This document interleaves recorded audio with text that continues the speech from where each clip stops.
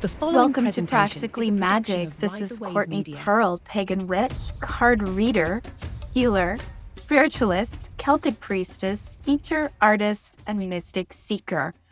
I am discovering true and real magic in the world, and I wish to share it with you. So let's begin. Our episode always starts out with a card reading. That is something that I do, card healer and card reader. I use intuitive card reading as one of my many practices. You can book appointments with me, and I can do them from anywhere over the phone or video chat. So if you're interested in booking me or booking a session with me, that is one of the many services that I provide. And today we're going to start by pulling a card. Today's episode topic is going to be on trauma in the body and the effects of that. And so I specifically want to pull a card for those of you who have maybe been dealing with physical issues, illnesses, or things like that, and see what this card that we're pulling today is going to say for you. What is it that you need to know? And I am using the Ethereal Visions deck, one of my very first and favorite tarot decks that I love because it has a beautiful gold foil, and I love things that are shiny and have gold, copper, silver foil on it. It's magical, shiny things.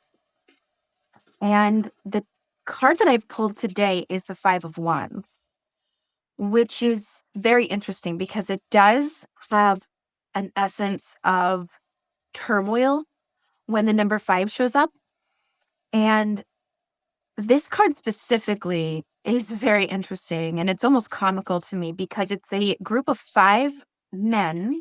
At least in this card, it's always they're male. So they're boys. None of them have facial hair. So I get the impression that they're young, youthful boys. They are standing in a circle, each of them holding wooden sticks, wands. And they look like they're just maybe standing in a circle, kind of hitting each other, or maybe playing combat with each other with these swords. Wands, sorry, not swords. I'm having a lovely time with words today. So the impression that I get, especially when this card is being pulled with an aspect of, I want to talk about physical symptoms, physical embodiment of our stress and our trauma. And I want to say that this card is telling you specifically that when you are looking for the cause of your symptoms, when you're looking for diagnosis and you've been going and getting tests done and you're trying to figure out what is off balance, what is not quite right, where is the source of these symptoms that I'm having, it kind of feels like you just keep going around in circles and circles and circles. Like every time you see a specialist, the doctor is like, well, actually, it could be this other thing. So we need to go to a different specialist. And then there's another symptom that is related to another symptom that's related to another symptom. So it feels a lot like this energy of like, I'm just going around in circles and never quite accomplishing what I need health-wise to get this figured out. It feels like it's just one issue after another after another. And that is very tumultuous. This is very like kind of, fairness, it's kind of a low vibe card because it's sort of invokes a feeling of like frustration. It feels like there's a lot of energy being put into this, but not enough is coming from it. Not enough is getting done. Not enough information is being figured out to actually get you on a trajectory to good health.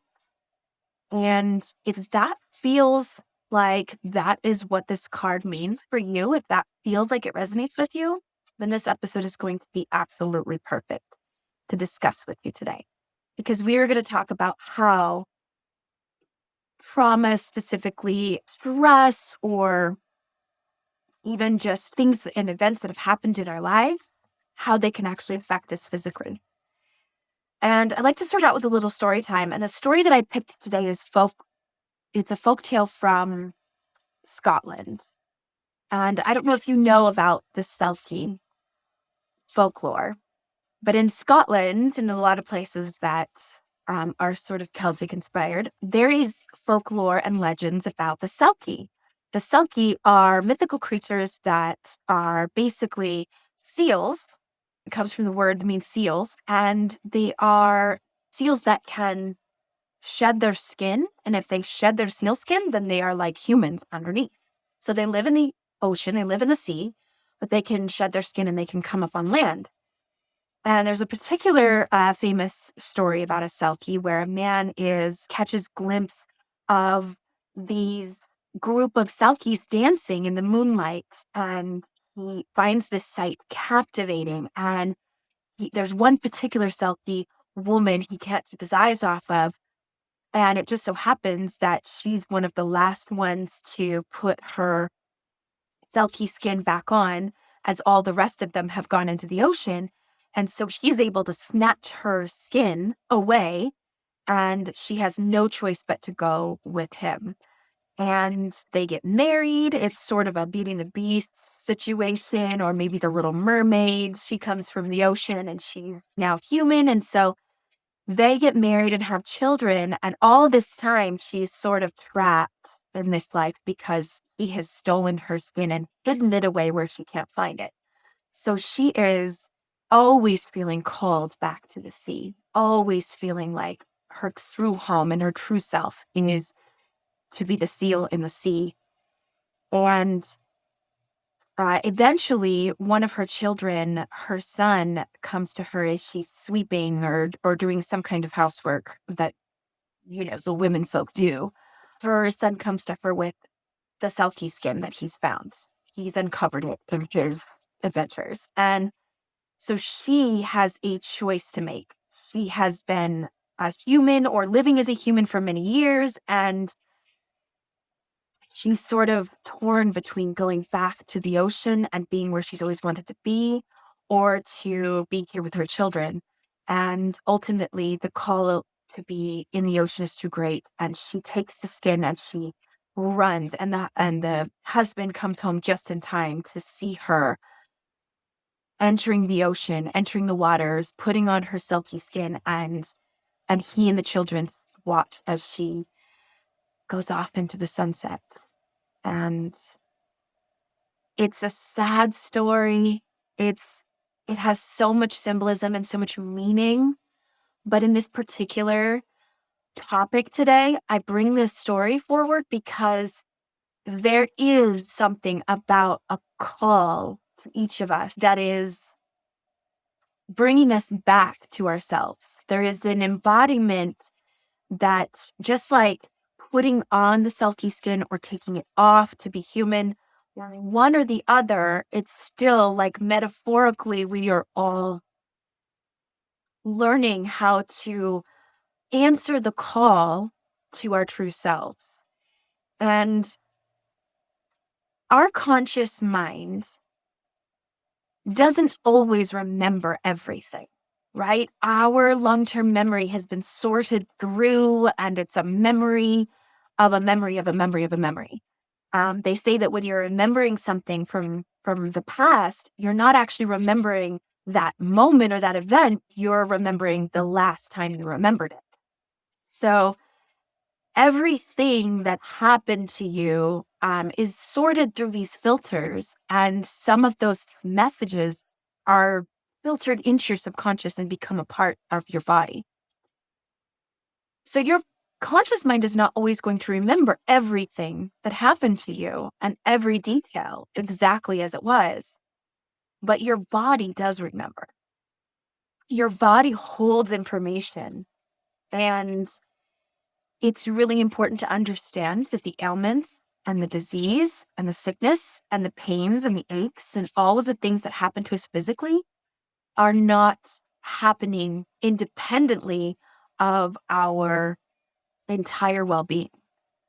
And I bring this up because the difference between Western medicine and Eastern medicine oftentimes is that here where we practice Western medicine in North America, Turtle Island, we are often compartmentalizing health in such large disparities. Like we have the medical health system. Of course, if you're having medical issues and you need a medical doctor, you would go to an expert in that field. And so you're getting information that is very much in that realm when you go to a medical doctor. You might try a naturopathic doctor, which incorporates a little bit more of Eastern medicine, a little bit more of the naturopathic route to healing. But for the most part, you're going to go to separate people for separate aspects of your healing. And if you are having symptoms of an illness, you would go to a medical doctor. It may not occur to you to maybe go see a psychiatrist because that would be for mental health issues.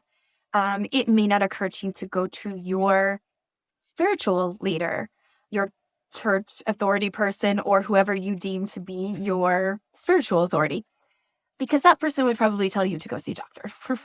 They would say, I don't know why you're having these symptoms, go see a doctor.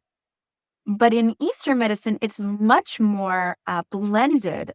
Their culture understands health to be much more interconnected. It's like, if you are having physical symptoms, yes, there is probably a medical reason, and there's definitely ways to go about figuring out what's going on there. But it's not only medical. There's definitely spiritual, emotional, and all of those things are connected. And so when I started doing my work and learning about the healing arts and emotional and energy healing, went to the Institute of Healing Arts, and we had several books that were required reading in our program. And it helped us to learn how these physical things in our body, how it can hold energy, and that where these physical things are happening, whether it's because of an injury or because of an illness or because of genetics, whatever the reason is, it is more than just a medical answer to uncovering what that could be. And that when we approach it with, okay, let's try and dig into what the emotional or blocked energy that's trapped in that part of the body might be, there's an aspect of healing that can be very productive. And this is not to say that you shouldn't go to a medical doctor, because I firmly and highly believe in Western medicine as well, but they're not trained in that same way. They're not trained to know about all of those other things that could be going on too. And so this is sort of like my plug to say, if you are having illnesses you don't understand, or the doctors can't seem to find an answer for, it might do you some good to go looking in another route as well, in addition to. And that's where Reiki healing and emotional processing, some of the work that I do, is really useful and helpful in that area. So we were able to learn a lot about how stress can affect the body. And I don't think I'm stretching here to ask you to believe that. I think most people can buy into the fact that stress does a number on our body. But I'm going to explain some of the things that come from one of the books we had to read, which is Your Body Doesn't Lie by John Diamond, MD. And he explains it in the book this way. You have a gland that's right in the center of your chest called the thymus gland. And back when they first started doing autopsies, a few centuries ago, they thought that children might have been dying from an enlarged thymus gland because they didn't actually know what the thymus gland did. So they saw the thymus gland in adults and it was much smaller, and in children it was much bigger. Come to find out that it's actually supposed to be big, that it was shrunken in adults because it shrinks and it is affected quite strongly by stress. That the more a person has emotional stress, it's a physical result that the thymus gland shrinks. And we do not want our thymus gland to shrink, because the thymus gland is a factory for T cells, which are those really amazing white blood cells that fight off disease, bacteria, and cancer cells. So that just proves that there's a direct result that the more stress we add to ourselves, little by little over time, if we're not processing our trauma, processing our emotions, if we're not addressing those things in a healthy way, they do become stress that affects our body and causes disease. There's also a really cool example of how energy flows through the body. And again, in Eastern medicine, this is not new information at all. Something that the Chinese call the qi. It's they understand the flow of that qi in the meridians of the body, which is what acupuncture does, is help unblock the flow. And this is really cool thing called muscle testing or kinesiology. This is something I use quite regularly in my sessions with clients, which is that your body will lose energy when something is adding stress to the body. And therefore, something that is untrue to the body, whether the mind knows it or not, if the body knows it to be untrue, it causes stress and it loses energy. And then you can use muscle testing to actually feel that loss of energy, because the muscles will no longer be able to hold a strong position that they've had a loss in energy. So if you didn't see my interview with Radio Daybreak when I was on their podcast, I actually did a demonstration of this with Bex, and I was able to push down on her arm. And when she holds her non-dominant arm out, I can give it a little push, not much. I'm not pushing very hard. I'm just giving it a little pressure. And if she's able to hold that arm up, it's a strong test.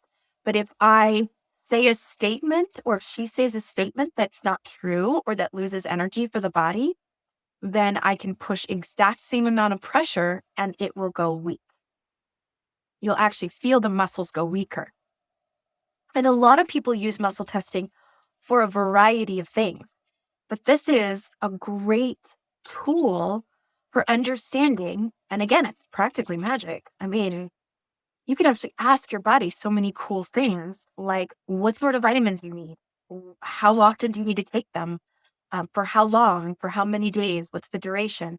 And you can narrow that down very specifically to figuring out what is it that the body needs, what sort of nourishment, what sort of emotional processing needs to be done. So when I do an emotional process with a client, I am using muscle testing to muscle test what emotion points are needing to be addressed.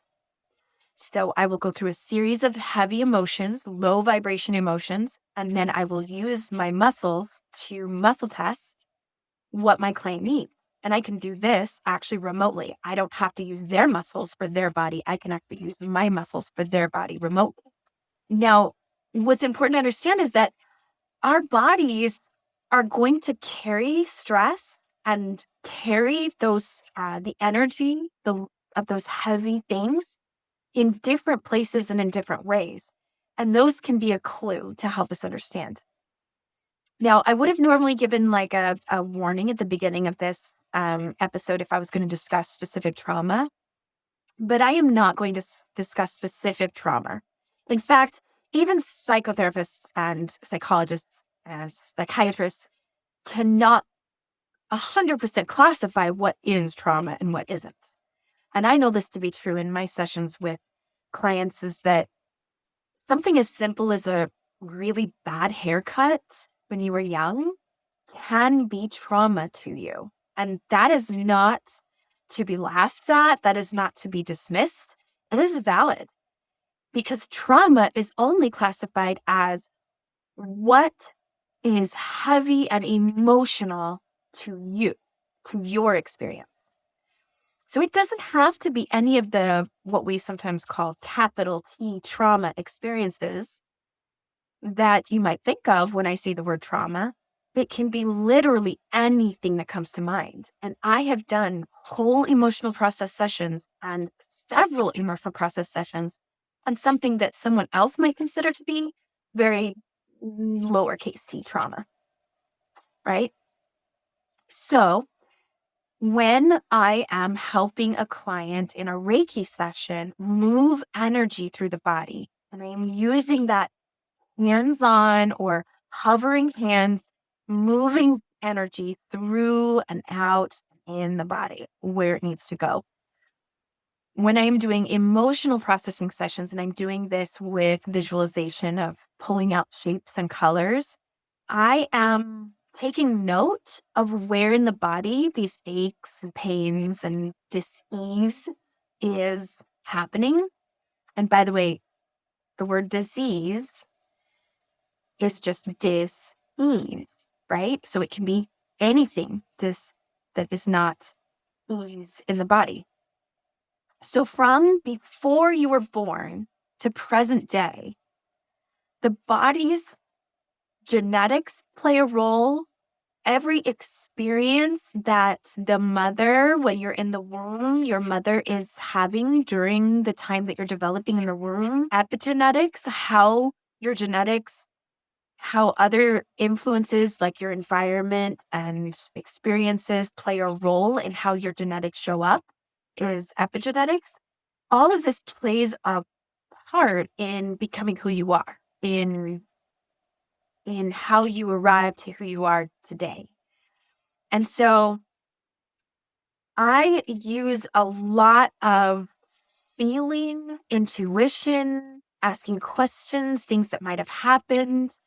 Even when I'm asking clients to access a certain age in their past, and I say, what might have happened at 4 years old? Their conscious memories don't necessarily have to play a role in it. Actually, my very first process session that I ever did was in the womb. So the facilitator asked me, okay, so I have muscle tested your age for this session would be 3 months in the womb. And I don't have any memories of 3 months in the womb. I don't know about you, but I can't just pull that out of thin air and just be like, oh, I totally remember what it was like to be 3 months of fetus in the womb. But what I was able to do was based on what I knew about my mom's pregnancy with me and what I felt coming forward. Because all that really matters is not that what information we're moving through and processing through is technically correct, or it has to be like proven that that's what was going on. But you are going to go with what your body is feeling. It's a very intuitive process. So it's very much like, I know that my little baby self is feeling a lot of pressure because I knew that I was coming into a family with a lot of criticism, and I was already feeling pretty hard on myself, even though I wasn't born yet. And I had an amazing emotional process session, pulling a lot of that heaviness out. That to me was the trauma that I was healing and moving. And you can get into some questions that a lot of people have about the spirituality aspect of this type of healing work, this type of magical healing work, which is, did we choose what we were going to do in this life? Is there maybe a pre-existence where our spirit or our soul is deciding what body to inhabit and do a human existence and experience in? And then if so, do we choose the obstacles that we sign up for? And how much of what we've experienced is our fault? Because for a lot of healing work that I have encountered with people, they take almost everything as their fault. And they're deciding at young ages that they got to choose and they deserve to what they got. And that's a lot of heaviness to put on your own shoulders as a young child. And then carry that through to your adult age is, I'm going to place all that on my own self. So I want to propose this sort of debate that if we're going to debate that, whether or not that's chosen, or we go through this life with those obstacles and we chose those obstacles in a pre-existence or not, and set that aside and say, whether it is or it isn't, I can decide to heal. And I can decide to use that as information that if there is some things that I do actually have power to change, I'm going to try. I'm going to try to move that energy out and move that and take that as information. For example, I'm going to use examples of my own healing experience. For me, when I started doing a lot of this kind of healing work for myself, I realized pretty early on that I was holding a lot of shame in my body. And if you remember the episode we talked about the book Power versus Force, the energy level of shame is the lowest on the energy level that is even on the scale. So holding energy in the body, that's going to be a very low vibe. Shame is going to show up as not productive at all. But it was showing up for me as, or what it often shows up for most people, is stomach aches. Not being able to digest my food very well and always having issues with what foods I can eat. And I pretty much spent every single evening, and it always hit me in the evenings because it was like after a day of whatever meals that I ate that day, I would spend almost every single evening just in pain, in doubled over pain, trying to figure out what I ate that day that was causing so much discomfort for me. And I pretty much just stopped eating every day after 4 o'clock. I would say 4 o'clock is the cutoff. If I haven't eaten what I'm going to eat for the day by 4 o'clock, that's it, because I don't want to be in pain all night long and not be able to sleep. It also shows up on the body, which I found out on the face. And I had terrible skin problems for most of my adulthood. It's not that I had terrible acne as a teenager that much, but I had a terrible habit of having breakouts on my face and then picking at them and like couldn't leave it alone. And eventually it was just, I had to accept that like I was just always going to have bad skin. But when doing a lot of emotional processing and moving the energy of shame out of my body, one process at a time, each time I was able to address moments of trauma in my life that allowed that shame to enter my body and to become a decision that I was not worthy, I was not good enough, all of that, those deep-rooted belief systems that were in my body, like programs I had downloaded. Once I was able to move that out, I started to feel so much better. And I mean, this is after years of seeing doctors, dermatologists, using almost every medical grade dermatology creams and cleansers that I possibly could get my hands on. Several years of trying to figure out what was going on with my stomach and, what I could and couldn't eat and narrowing down my diet, all of these things that I was doing. And it was just not enough, not helping enough for me to heal, for me to actually feel better. There is a lot of really cool information about how different energies manifest in the body. And I want to go back and reference, because we ran out of time, on a previous episode, we had Amanda McCombs, Mrs. Daybreak, as one of our guest speakers. And if you haven't listened to that episode, I would like you to do that, because we talked a lot about some of the physical things that she had been experiencing with shingles. She had a really bad case of shingles that went through her sinuses, and she's still always kind of dealing with that. And so when she was on my show, I said, would you mind if we talked about that? And do you mind if we look up some of the emotional energy connections to that? And she gave me permission. So I just want to clarify that I wouldn't normally talk about a client or anything that they're going through and share that information, but I did get special permission this time because she was a guest on the show. And I looked up shingles in a book that I use for referencing these things, which is called Feelings Buried Alive Never Die. And I will put those resources in my blog on my website. So it says here, shingles can be connected and associated with fear, things that won't work out the way you want, being overly sensitive, ongoing tension concerning a situation, hostile energy being manifest, lack of inner peace, and recurring problems of unworthiness.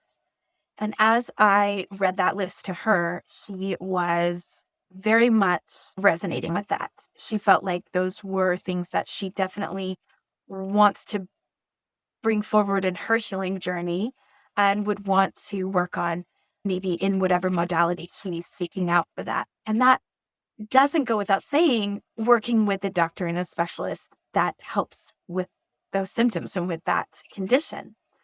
But knowing and being aware is the first step. Knowing what might be coming forward, what might be connected to that, and then working through that is a whole aspect of medicine that we're sort of missing when we only go to doctors, because they only know and specialize in the things that they were taught in medical school, like the science and the biology of it, the anatomy, symptoms, treatments, things like that. Whereas when I have a client come to me for a Reiki session and I'm able to help go back to a childhood age, or I'm able to just pull out or do some drumming over their body, breaking up that energy and moving it out of the body, replacing it with positive affirmations. This is all an aspect of healing that gets overlooked and sometimes dismissed because it's not conventional and it's not something we're raised in our culture to believe in our Western medicine culture. And so just to close up, to give my last thoughts on this is, you may not be ready to face everything you've experienced. If you've been through some very clear trauma that you can pinpoint exactly what that might be, you may only want to receive what is missing at first. You may only be ready to address what you are ready to address. So if emotion processing or Reiki session sounds a little bit scary to you because you're really not ready to look deeper into certain things, let me reassure you that in a session with me, your body will not bring forward anything that it is not ready to release. And you might be thinking, well, of course I want to release it. Who wants to hold that in their body? And actually, the answer would surprise you. Because a lot of times when I'm moving out something like fear, I do have clients that have resistance to moving fear out. Mostly because their game is, I need to hold on to fear to keep me safe. Fear is going to protect me. And anything that your body's not ready to get rid of, there's usually a reason. And so sometimes I have clients that will do sessions and they're not ready to really pinpoint the trauma exactly, but they might be willing to look at time or events or feelings or emotions surrounding in the before and after a certain age or event. So your body, when muscle testing for you to bring up what is you need to address or heal in a session, it will only bring up what you're ready to bring up. And you will not need to rely on your memories for deep healing because your body will always remember. So when you are ready to feel it, you will be ready to heal. I'm trying to make that rhyme. Now, we could go into a lot more really cool facts about how things like yoga, dance, movement, meditation movement can really be a great way to release the trauma that's held in certain parts of the body. But I'm going to save that just for some more resources that I'm going to put on my blog. So if you loved this discussion, you love this episode, and you're like, more please, then I would encourage you to go to my website, prismhealing.com. And on the tabs at the top, you'll see blog. And all of my website resources will be there. So it will be shortly after this episode airs, I will have this episode's additional information and resources there. And then you can always look on my website under services if there's any of those emotional processing or Reiki sessions that you would like to book with me. And I always encourage you to take a look at my website to see what the services are, to learn a little bit more about them, and to reach out to me if you have any questions and you're not sure what to do, because I will do a 30-minute free consultation with anyone who wants to learn more. So I very highly encourage that. But we're going to go to our question from a listener. And I specifically picked a question from a listener this week that would kind of coincide with our topic today, because I feel like that would be really beneficial if you're already listening to this topic. And the question is, I struggle with handling emotions because my own parents were emotionally immature. How do I begin to heal so I can be better for my own children? And that is going to lead us so beautifully from this topic into next week's topic. So let me answer that question and then we'll talk about what's next week. When you are healing yourself, when you are working on becoming more emotionally mature and raising your emotional intelligence, you are going to be better at handling interactions with your parents. You're going to be able to handle things that normally trigger you better. And you are already going to handle situations with your children. So I always encourage, when that feels overwhelming, to think about, oh my gosh, I have to interact with my parents who are emotionally mature. Maybe they are the type of parents where anytime you bring anything up, they're like, oh, well, I guess I was just a terrible mother, and they dismiss it. Or they get very defensive, or they're a little bit neglectful. They don't want to listen to your emotions. They don't like it when you get emotional. They sort of have always avoided that. There's a lot of aspects to emotionally immature parents, but if you know your parents are emotionally immature, it can be very triggering for you. And it can trigger in you what you emotionally have not addressed. So my biggest advice is to work on yourself.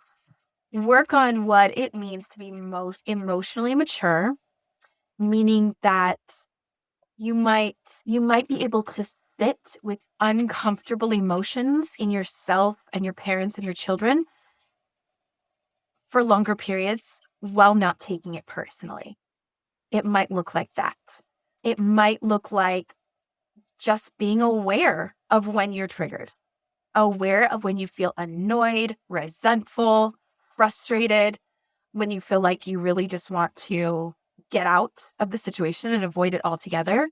Because you might feel like that with your children if they're holding a space that's incredibly highly emotional, a tantrum, for example. And so when we do our own healing work, there is a ripple effect that sort of comes out generationally in all directions, from our ancestors who came before us and our descendants who come after us. And so you really are breaking chains and breaking patterns that are going to result in a world healing, an epidemic of healing. And so I have 2 books that I would like to put out there as recommendation. I just heard this author as a guest on another podcast I listened to. It's called Adult Children of Emotionally Immature Parents by Dr. Lindsay C. Gibson. And then I highly recommend Good Inside by Dr. Becky Kennedy. It's a parenting book, but I kind of feel like it's like disguised as a parenting book, and actually it's a self-healing book. So if you want to follow them or look them up, that is some great resources for you if you're looking at like, where do I begin? How do I start holding boundaries? How do I start interacting differently? And my personal advice, start working on your own self-awareness and your own healing. That brings us to next week's topic, which is going to be generational healing, one of my absolutely favorite topics in the whole world, which is how does generational healing help you, and how does it play a part in your being able to be magical person that you are in your life? Because the more that you break those patterns, the more you are able to wield the magic that is already you, that you hold inside you. It is a really important part of healing. It is something that is a large part of the work that I do when I do healing sessions with people. So I cannot talk about healing in general without talking about generational healing, or as some people call it, ancestral healing. So next week's episode, generational healing. What didn't start with you? We're going to figure that out. And I would like to challenge you to use magic in your everyday life, strengthen your relationships, heal, prosper, and thrive. Become aligned with that future version of yourself that you imagine that you are becoming. All right. If you want more information on these and other topics, subjects, you can find me on social media, on Instagram at prism_healing. Follow me there because I do a lot of live sessions of card readings. I provide more information than what's here. I've done a lot of live videos before I started this podcast that has great information too. So do a little scroll in my feed and find some real treasures there. Facebook, Courtney Pearl, or Courtney Pearl's Prism Healing is my Facebook page. I have a couple of events every month. So look for Tarot for Tips, which I do at local venues or local coffee shops or anywhere that will let me set up a table and read cards. I do have a Healing Through Art workshop. My next one is coming up this week on March 28th from 6 to 8 p.m. at Biscott's Cafe. So you need to RSVP on my website to get a spot for that. And if it's not too late, hurry to my website at prism-healing.com and you can see all of my events, all of my services, and inquire and send me a question that will be featured on a Questions for Listener. And of course, on my website is also my blog, which I post every episode, additional information and resources. So if you liked what you heard today, go there and check it out. I also have groups like the Kara Circle group, which is just an emotionally support online group that I created to address some topics that might be important in your life right now, or things you'd like to discuss. What's going on and what's hard for you right now. So please private message me on my Instagram, my Facebook, or my website. Any questions that you have about magic, healing, energy, or just some personal questions that you'd like to ask me, like today's question. For some resources that were discussed today, we had the book Feelings Buried Alive, Never Die by Carol King Truman. You have Your Body Doesn't Lie by John Diamond. We have Your Body Can Talk by Susan L. Levy, DC, and Carol Lair, MK. And of course, one of my absolute favorites and the one that gets mentioned the most, The Body Keeps the Score, Brain, Mind, and Body in the Healing of Trauma. So this is by Bessel van der Kolk. And those will be listed on my blog as well. So head on over there and check it out. I cannot wait to see you pop up in my DMs and say hello. If you're listening, I would love to hear from you. So I will see you again soon. Go make some magic, witches and wizards.